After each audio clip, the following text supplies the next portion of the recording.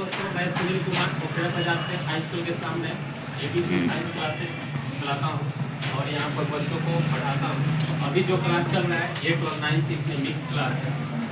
संख्या पद्धति के बारे में चर्चा किया जाए। किसके बारे में चर्चा किया जाए? संख्या पद्धति को अंग्रेजी में क्या कहते हैं? Number system. नंबर सिस्टम की जानकारी रखना बहुत इंपॉर्टेंट है। संख्या पद्धति यानी नंबर सिस्टम की जानकारी नहीं होगा तो आपको कोई भी किसी प्रकार का मैथ समझने में, हल करने में परेशानी होगा। बताओ तो सबसे पहले आप लोग बताओ कि अंक क्या है।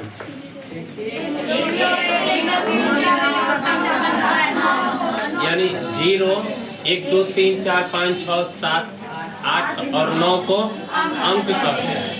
इन्हीं अंकों से मिलकर कोई संख्या बनता है। चाहे कितना अंक का संख्या हो, वो अंकों से मिलकर ही बनता है। एक अंक की संख्या हो, चाहे 2 अंक का हो, चाहे 3 अंक का हो, चाहे 4 अंक का। तो बताओ अंक को कितने भागों में बांटा गया है? 2 भाग, सार्थक और असार्थक। सार्थक में क्या क्या आता है? 1 से 9 तक सार्थक होते हैं और सिर्फ 0 जो होता है असार्थक। इसके बाद पॉइंट आप लोग बताओ, प्राकृत संख्या क्या है? याद है सभी को?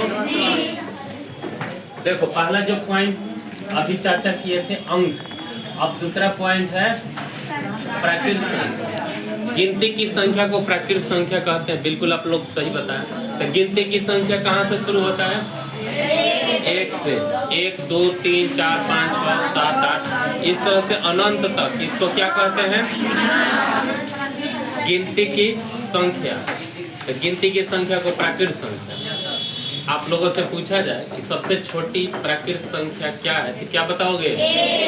और सबसे बड़ी अनंत यानी असंख्य। यानी पूरा जीवन भर भी संख्या लिखा जाए तो समाप्त होने वाला बात मत करो। आप लोग ध्यान दो, थोड़ा देर के बाद पूछताछ करेंगे। जिस काम के लिए आप बैठे हो ध्यान उसी पर होना चाहिए। अगर जीवन आपका समय देते हैं, पैसा दे रहे हैं, तब न पढ़ने के लिए आ रहे हो। लापरवाही करोगे, ध्यान यहाँ नहीं दोगे तो पढ़ने से, बैठने से कोई फायदा यहाँ पे? प्राकृत संख्या सभी लोग समझ गए हैं? प्राकृत संख्या के बाद पूर्ण संख्या। बताओ तो पूर्ण संख्या क्या है? कोई एक बताओ। प्राकृत संख्या के परिवार में शून्य को शामिल कर देने से पूर्ण संख्या बनता है। बिल्कुल स्पष्ट है। सबसे छोटी पूर्ण संख्या क्या होता है? और सबसे बड़ी अनंत यानी अनिश्चित। ये भी पूरा जीवन भर लिखा जाए तो समाप्त होने वाला नहीं। सबको क्लियर है? समझ में आ रहा है ना इतना? फिर आप लोग को लिखवाए होंगे सम संख्या। सम संख्या क्या है बताओ कोई? 2, 4, 6, 8 वो तो है सम संख्या, लेकिन डिफिनेशन बताओ क्या होगा?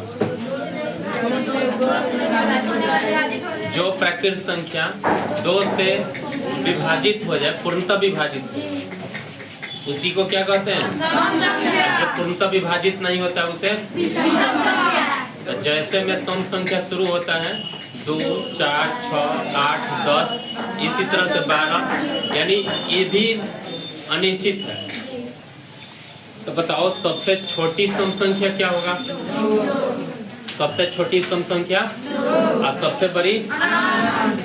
क्वेश्चन आपको मिलता है कि सम संख्या का अंतर कितना होता है? लगातार 2 सम संख्या का अंतर कितना होगा? 2 हो। प्राकृत संख्या का अंतर कितना होता है? 1 लगातार का। और पूर्ण संख्या, लगातार पूर्ण संख्या का अंतर कितना होता है? 1 होता है। ये भी याद रखो। विषम संख्या वे प्राकृत संख्या जो 2 से पूर्णतः विभाजित, तो उसे क्या कहते हैं? सबसे छोटी विषम संख्या 1 और सबसे बड़ी अनंत। विषम संख्याओं का भी लगातार 2 विषम संख्याओं का अंतर कितना होगा? 2 होगा। कितना होगा? ये सब पॉइंट समझना। अब 2 कैसे होगा? 1, 3, 5, 7, 9 विषम संख्या है ना, उसमें से कहीं लगातार घटा कर देख लो। 9 में से 7 घटा दो, 7 में से 5 घटा दो, 3 में से 1 घटा दो, 5 में से 3 घटा दो, 99 में से 97 घटा दो। इस तरह से आप घटाओगे तो कितना प्राप्त होगा? 2। क्लियर है?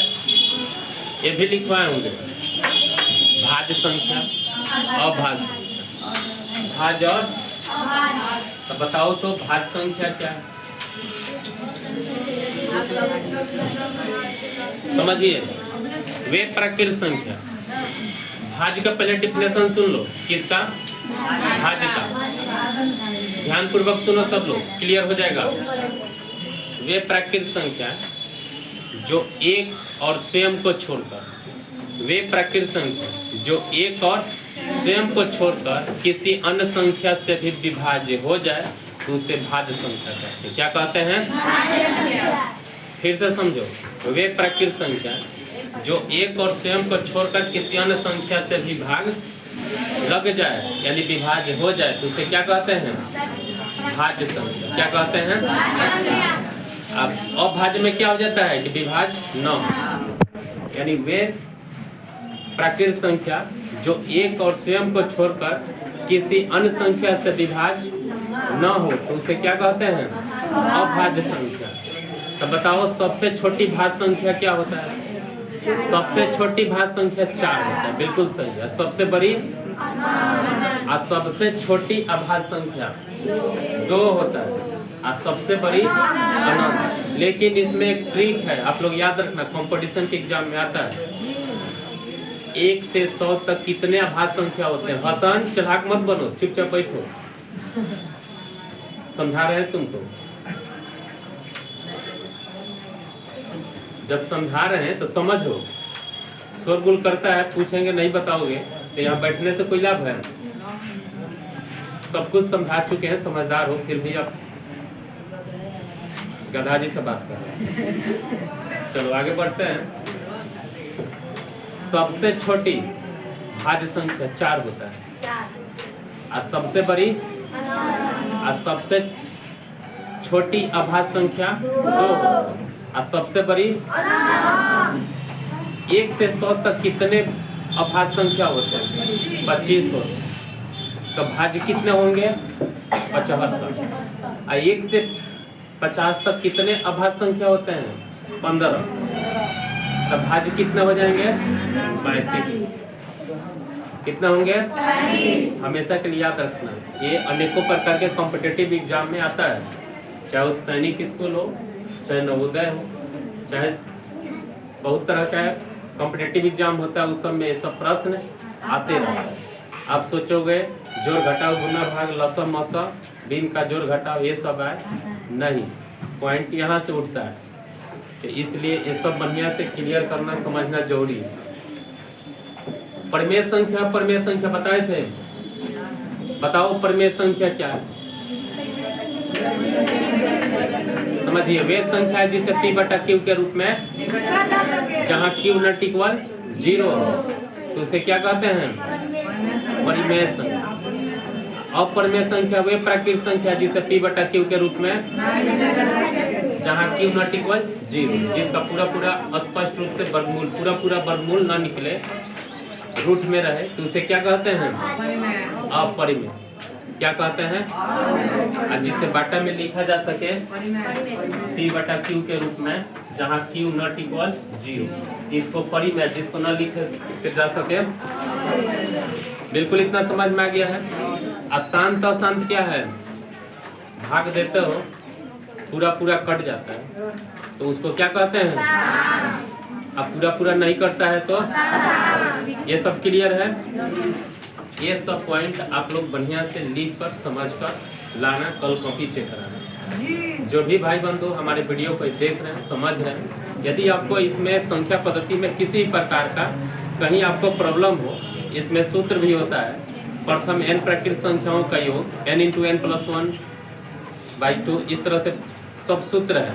लेकिन अभी हम लोग 8 और 9 क्लास का पढ़ा रहे हैं, यहाँ पे जरूरत नहीं है, इसलिए वो सब की चर्चा भी नहीं कर रहे हैं। लेकिन यदि आपको लगे कि ये सब जानकारी चाहिए तो सब आप कमेंट कीजिएगा, वहाँ पे हम आपका जो भी परेशानी होगा, जो भी समस्या होगा उसको हम सॉल्व करेंगे।